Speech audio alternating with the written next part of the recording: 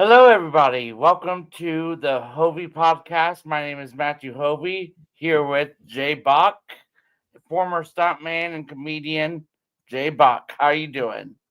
Excellent. Thanks for having me, Matt. Hey, thank you for coming on. So, what inspired you to be a stand-up comedian? Well, I got into the game late. I was already 50 years old. My wife had bought me a gift certificate to take a stand-up comedy class, and Really? yeah. So I just said, you know what? Yeah, let's go try it.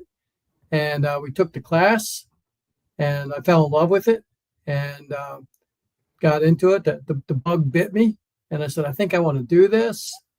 And it was a little disillusioning though, because we got in there and it was everybody in the class, it was their family and their friends, and everybody's behind you. And you have all this support, everything's going great. And so you were getting laughs and everything. And I'm like, wow, this is pretty easy. And then a few weeks later, I ended up getting a spot on a show at about 10 or 11 o'clock on a Wednesday night. And I was working, all my friends were working. They weren't going to a show that late at night. And the guy running the show goes, well, I'll give you 5 minutes. I said, great. And I got in there and did about 3 minutes and ran out of material. Got zero laughs, nothing but crickets. And it's like, this is harder than I thought it was going to be. Telling jokes in front of people that don't know you can be tough. Yes, I can. You never know what they like. Well, they didn't like me that night, I can tell you that. So where are you based out of?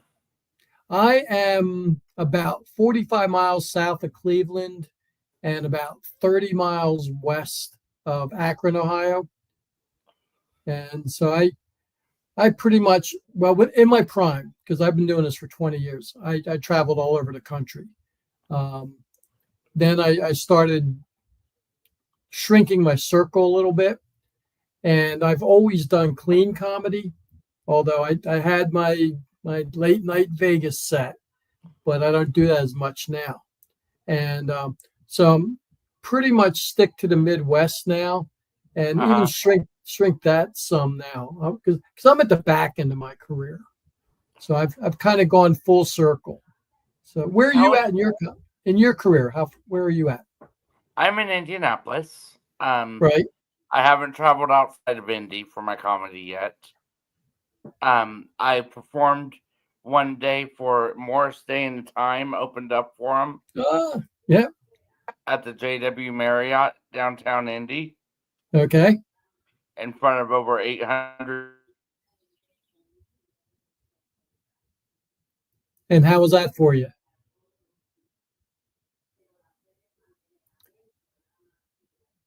You're froze up on my end. Yep. Okay, are you there? That was weird. Yeah, that was weird. Yeah, Morris Day and the Time put a hex on you. So, yeah, it was all about that jungle love, I guess. That was it. So, in front of over 800 people that night. Now, how's it feel? Because how long had you been doing comedy when you did that? That was about my first big show. Okay. And how did you feel going out there and all these people are like, who is this guy? We're not here to see him. It was amazing. Yeah. So it was actually for the Daymar Services Gala. It's an organization that helps children and adults with intellectual and behavioral challenges, like a bunch of autism and stuff. So everyone there knew me. So that's fantastic. What a great way to get started. Yes. I've published 4 joke books now. Good for you. Thank you. So tell us about your stuntman work. Well, you probably won't talk to a lot of comedians who started out as stuntmen. It's not the normal job transition. No. I grew up in Wilmington, Delaware, and some people say I still have a bit of an accent. So, some of your normal listeners are going, where's this guy from? I'm East Coast, and I always have to clarify because now I live in Ohio, and I tell people I grew up in Delaware. They assume I'm talking about Delaware, Ohio, and I have to explain to them, no, it's Wilmington. It's the state of Delaware, Wilmington, Delaware. So I grew up back there, and I had always wanted to be a stuntman from the time I was a little kid. I saw a movie one time called The Great Escape, and I was about 6 years old, and Steve McQueen did a motorcycle jump, and I found out years later it wasn't him. But I said, that's what I want to do. And so I graduated high school, and 3 of my buddies said, hey, we're going out to California. You want to go with us? And I'm like, sure. So, I told my dad, I said, I'm leaving, heading out to California. And he shook my hand and said, well, good luck to you. Because I don't think he really thought I was going to go or that I was going to stay. And so we headed out there, had a great time because we were all like 18, 19 years old. Might have had one guy that was 20. So we head out there, and they're out there about 2 weeks. And they said, all right, we're leaving. I said, what do you mean you're leaving? I said, oh, we're going up. We're going to go up via San Francisco and Canada and then go back to Delaware. They said, are you coming? I said, no. Because back then, if you wanted to be in movies, you had to be in LA or New York. And because I wanted to do stunts, I really wanted to be out in LA. So I said, I'm staying. So they said, all right, well, good luck to you. And they took off and headed back east. And so now I'm out in California. I'm all by myself. I have some money, but not as much as I thought it was going to be because it's the first time I'm out on my own. So I had no idea how quickly money can go. Right. And so I just started thinking, well, what can I do? I used to, in Wilmington, there was a theater back there called the Candlelight Dinner Theater. And the guy that ran that taught me how to do studio fencing, sword fighting for stage and stuff. So I called him, and his name was Julian. I said, Julian, do you know anybody out in LA? I said, because I'm out here all alone. I don't even know who to talk to. And so I said, I'm sleeping in the car, that we have to do something here. So he said, yeah, get hold of this guy. And I knocked on his door, and I'm like, I introduced myself. I said, you don't know me, but Julian said to look you up if I ever got out to LA. And he's like, oh, great. He goes, well, where are you staying? And I said, funny you bring that up because I don't really have a place to stay. And he goes, well, you want to crash here for a couple of nights on the couch? And I'm like, yeah, sure. Anything is better than the car. And so I ended up crashing to his place, ended up staying a couple of months. But it turns out he was a part-time actor. And he started introducing me to all the different trade publications and, where to go to meet agents and that kind of thing. And so I found that Stunts Unlimited, Stuntman's Association, and went down, started knocking on their door. And one thing led to another. I ended up at a place called Sherwood Oaks Studio Training or something. I ended up teaching stunts there. I took stunts there and I ended up teaching.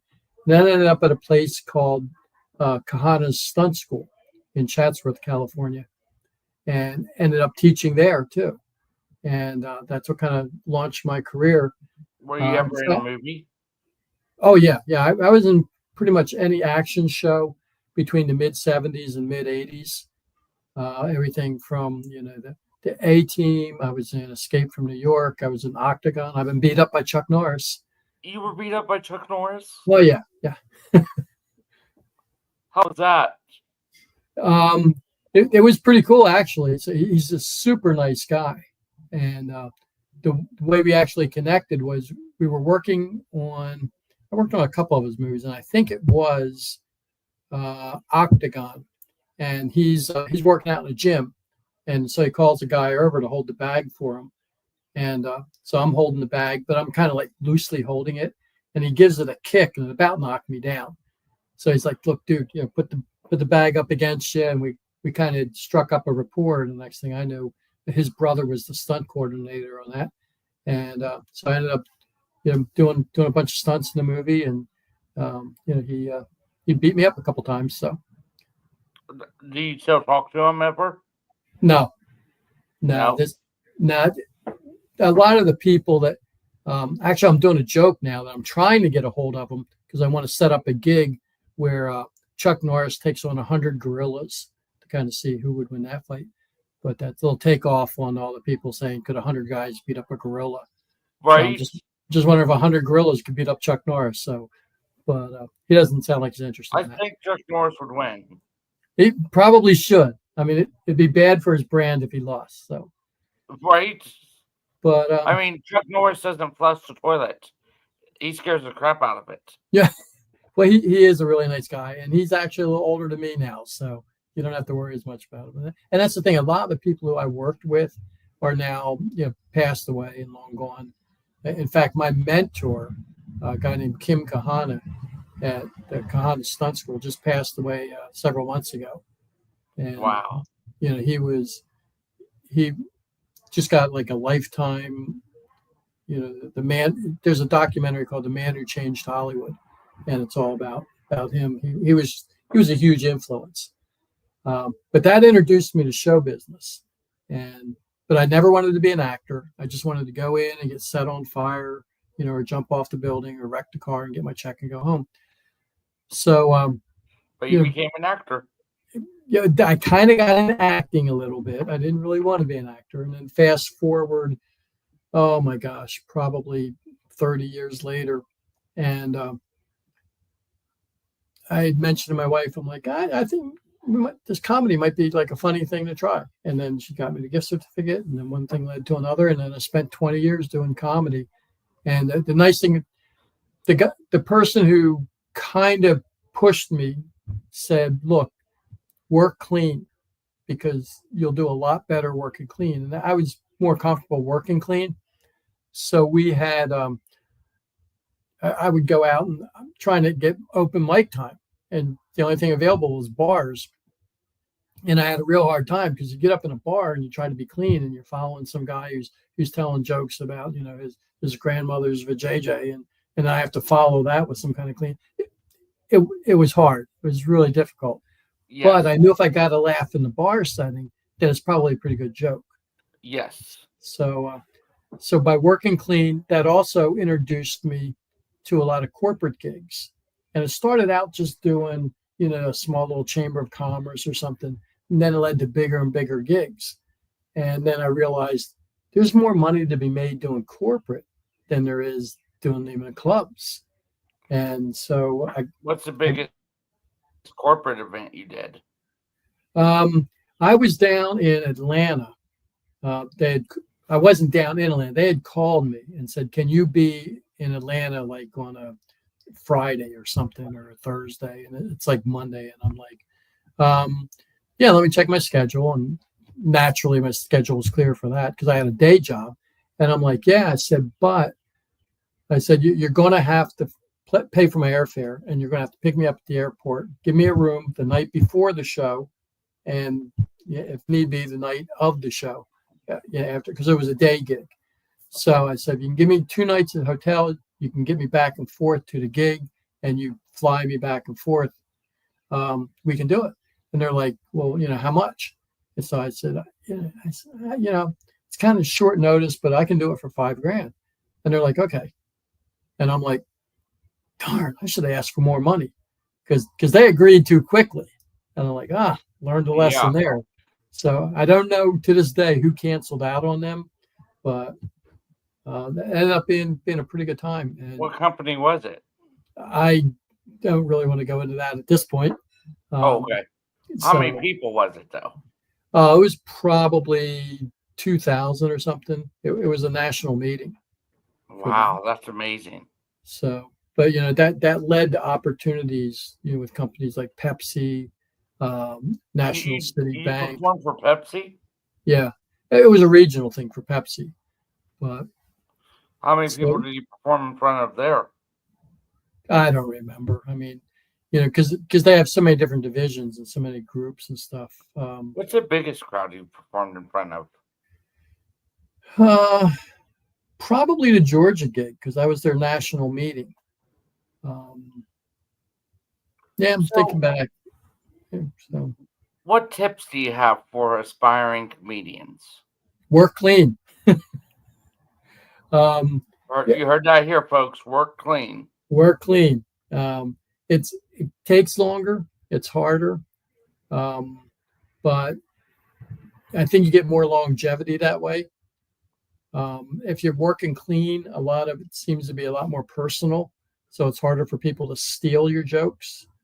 That's why you won't see a lot of my stuff out there online. A lot of it's been taken down. If you find something of mine, it's probably 15 or 20 years old at this point.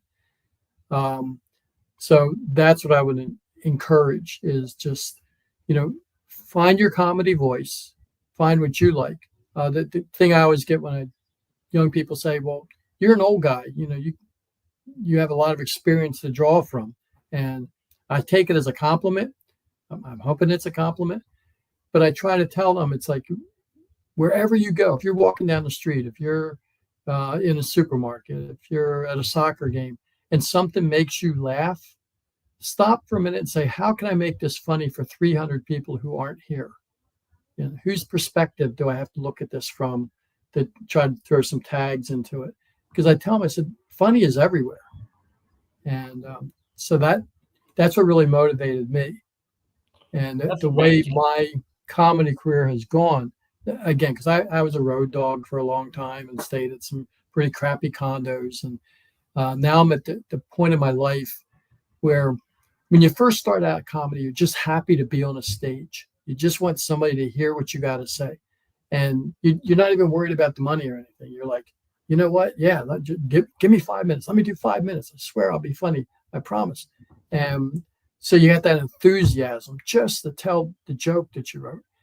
And now, fast forward 20 years later, I'm kind of back to that because I don't go on the road much anymore.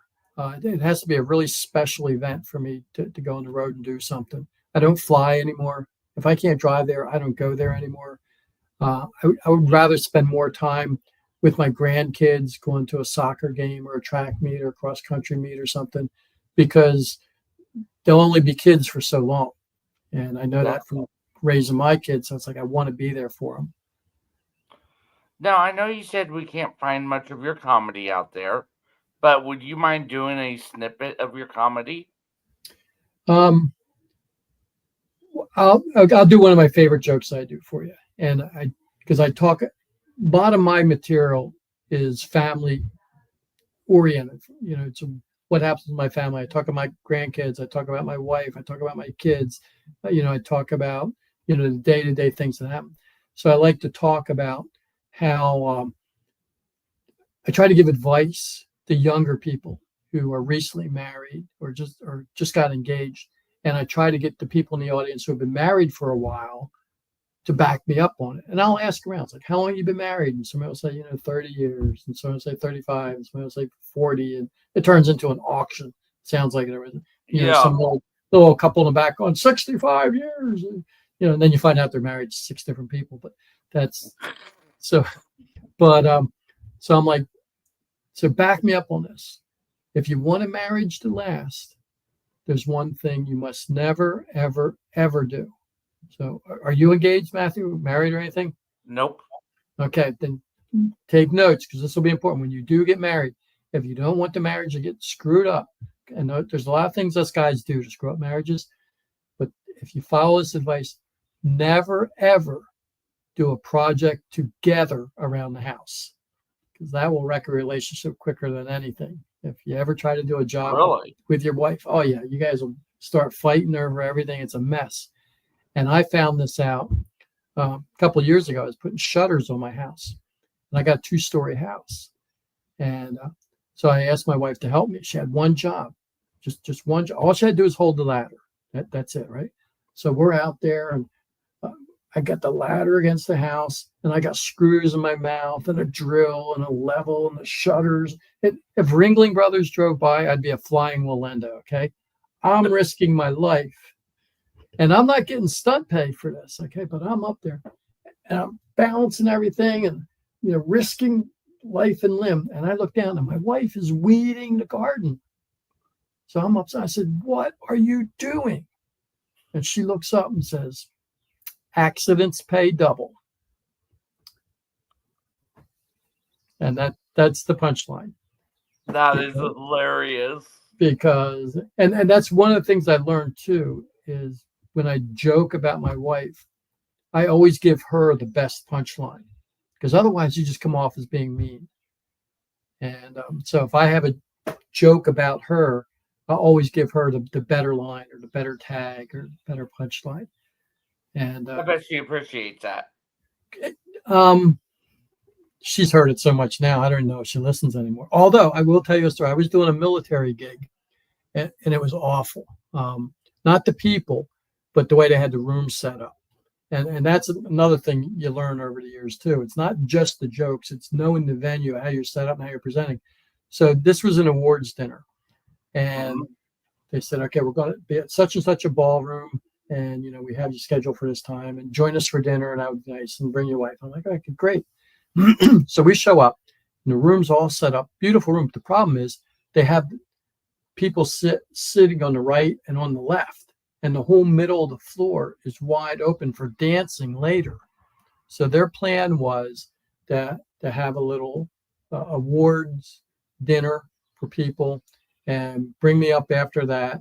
And then after me, they were going to have a DJ playing music. So we walk in there, and there's a stage there, but I don't have a portable mic. All I have is a mic behind a podium. And I'm I'm animated now talking to you. So you can imagine me on stage. I know. So I'm like, man, this isn't going to work. I can't just stand behind a podium because I look like Moses parting the Red Sea, because there's a whole line of tables on my right and a whole line of tables on the left and a huge giant dance floor in the middle with nothing in it. So I went and I talked to the DJ, and I'm like, dude, do you have a portable mic I can use? Or at least something I can get out in the middle. And he did. So I was using his mic. The problem was, they weren't supposed to bring me up until after dinner, and they didn't. They just came up as they were serving dinner and said, "And our comedian tonight is Jay Boc. Put your hands together for him." And I'm looking at my wife like, I'm not supposed to be going up there now. So, I'm walking up, and they still have like they're serving the dinner, but they got the metal trays. And so it sounds like everybody's playing like cymbals. It's like, exactly, right? So I'm fighting that noise, and they're already distracted because it's dinner. They want to be talking to each other. They want to be quiet. And I would try to talk to one side of the room, but then lose the other side. And I try to get the other, because there was no way I could bring them in the middle, and we weren't close enough, because comedy is much more intimate than like a concert or something. Right. So one person sitting at our table had said to my wife while I was up there telling jokes, he goes, "Does it bother you that he gets up there and jokes about you in front of all these people?" And this is when I realized my wife was a keeper. She goes, "No, it bothers me when people don't listen to him joke about me." And I'm like, that's the kind of woman you need, guys. If you're doing comedy, get a woman that's you got the right one. I got the right one. So I don't know where I was going to go with that story. I got distracted, but that happens at my age. I'm like Joe Biden. What was I talking about? But Good one. But you learn a lot after 20 years of doing comedy. You learn how to set up a room. You learn to ask the questions up front. I have a questionnaire if I do a corporate gig now. And although, like I said, now most of my gigs are either church driven, or the past couple of years I've started doing shows for people who can't get out to a club or to see a show. And so they could be veterans, they could be senior centers, they could be rehab facilities. So I started just getting a hold of all the places where people can't get out to go see a show. And a lot of times they'll say to me, "Well, yeah, that's great. We never have comedians here." First of all, because you have to be able to do 45 minutes to an hour of clean. Although I have another story about that I'll tell you. And so I've got enough material, and I got stuff, and I twist stuff around for older people, because with the older people you can do more storytelling, and you draw a reference to like the old A&P or something, and they'll remember the old A&P or the Woolworths or something, and it kind of takes them back a little bit. So you can work things like that in there. But when you're doing shows for the senior people, they really, really appreciate it, and I enjoy it. And the problem we ran into was compensation. And so when I told them what I normally charge, they're like, "Well, we can't afford that," because they're used to having like some school choir come in and sing to them or something, or some guy play guitar. Right, for free. So what I started doing was, if they are within a certain um, distance from my house, I tell them I'll do it for whatever their budget is. Hmm. And so it's like, I don't want you guys not to have comedy because you can't afford it. So you just give me a date, and if I'm open, I'll come and do it. And whatever you pay me is fine. And I'll tell you, some of their budgets are zero, but we do that for them now. And it kind of takes me full circle to when I started out in comedy, I'd work for nothing just to get on stage. And now at the end of my career, I'm kind of doing the same thing. It's like I'm doing it just for the joy of spreading laughter. Yes, and Yeah. giving the best medicine. That's what they say. So that's kind of where I'm at with my comedy now. And then the church gigs, I do a lot of church gigs now too, because it's the How same much thing. do the churches pay you? What's that? How much do the churches pay you? Again, it varies. Like some of the bigger churches pay pretty well. Some of the little local churches, um, you know, they say you'll get your reward in heaven. I don't know if I will or not, but I figure I need the brownie points so I can say to St. Peter, hey, remember I did St. John the Beloved? And they go, oh yeah, okay, well, come on in. So they don't pay great, but the nice thing about church gigs is you don't have to do the quick bang, bang, bang, bang, bang, set up joke, set up joke, set up joke. You can actually do more of a storytelling, and because they're used to listening to a sermon. So you can Yes. kind of, they'll be real patient. They'll wait for your joke, especially if it's a good one. Uh-huh. And you were talking about St. Peter. I have a joke for you. Okay. So it's Christmas Eve, and 3 guys are going into heaven. They meet St. Peter at the gate, and St. Peter says, I'm feeling generous. If you can show me an item that represents the holiday season, I'll let you in. So the first guy pulls out a star and says, this is the Star of Bethlehem. St. Peter lets him in. Second guy, he pulls out a manger and says, this is a way in a manger. St. Peter lets him in. Third guy pulls out a pair of used panties. St. Peter's like, what does that have to do with the holiday season? Oh, they're carols. I get it. Now I can't tell that at the church. You know that, right? Yes, I know. So, but I'll tell you what, I'm going to promote something here. Can you guys see this? Jesus does stand up. Right. That's my new book. And that's your book? That's my book. And here, I should point out, because your audience is going to find something out. Brian O'Connell is my real name. Jay Boc is a stage name. So is your acting name also Brian O'Connell? I've had several names in my acting career. I've acted under Jay Boc. I've acted under Brian O'Connell. I've acted under James O'Connell. I've acted under Brian Rogers. So there's a bunch of different names. Man, you're a man with multiple personalities. Yeah.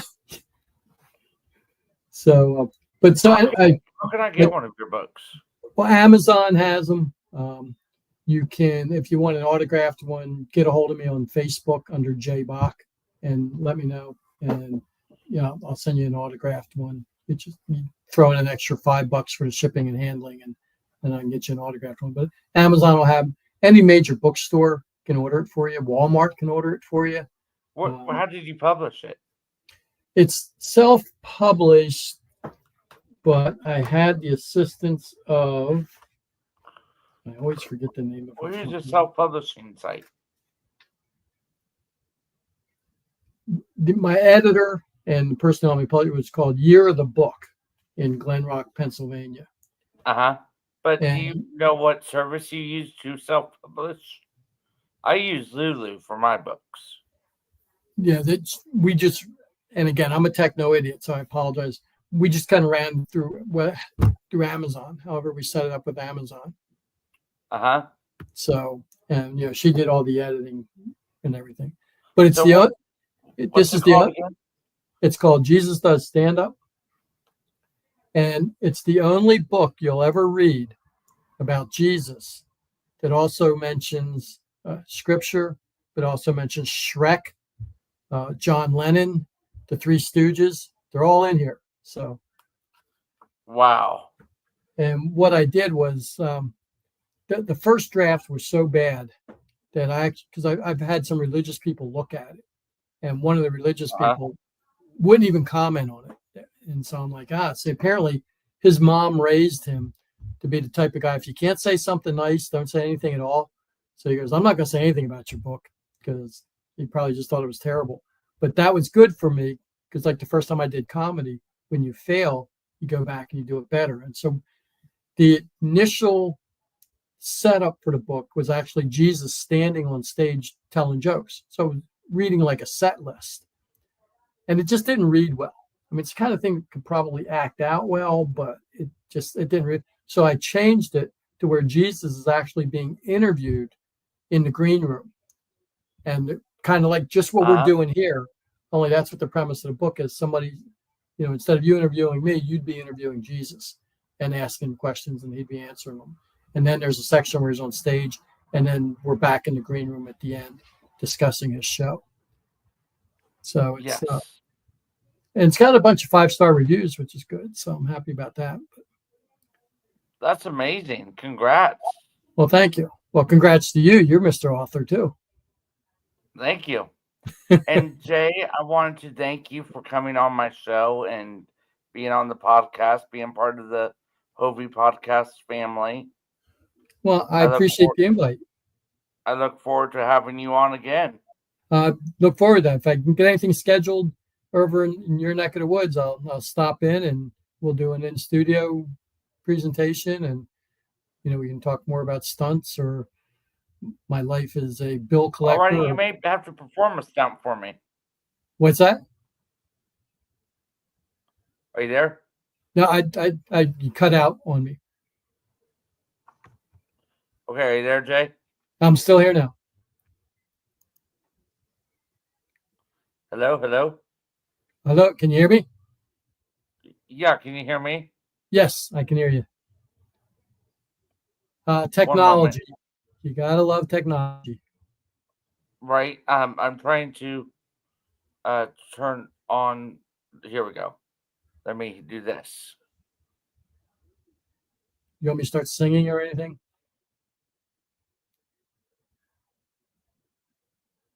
Oh, your screen froze up.